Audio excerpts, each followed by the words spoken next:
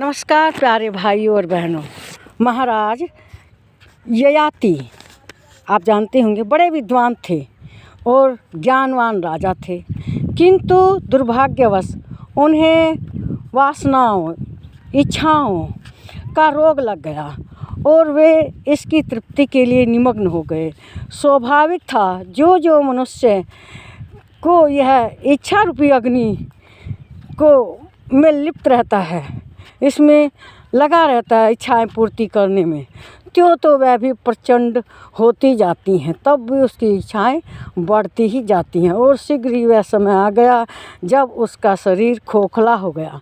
इच्छाओं की पूर्ति करते करते महाराज ययाति जैसे विद्वान ज्ञानवान राजा का शरीर खोखला हो गया और उसकी सारी शक्तियाँ बूढ़ी हो गई, सारे सुकृत खो गए, जो उन्होंने पुण्य कमाए थे वे सब बर्बाद हो गए।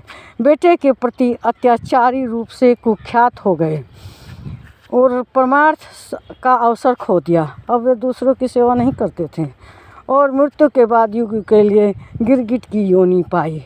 मतलब वे उनका जब आगे जन्म हुआ तो उसमें वे गिरगिट हो गए, किंतु उनकी इच्छाओं की पूर्ति नहीं हो पाई, उनकी वासनाओं की पूर्ति नहीं हो पाई। इस प्रकार ऐसे ही पांडु थे। पांडु पीलिया रोग से ग्रसित थे, जो कि कुंती के पति थे। वे भी इसी इच्छा पूर्ति वासना पूर्ति के कारण अकाल मृत्यु को प्राप्त हो गए। नए थे जब मरे।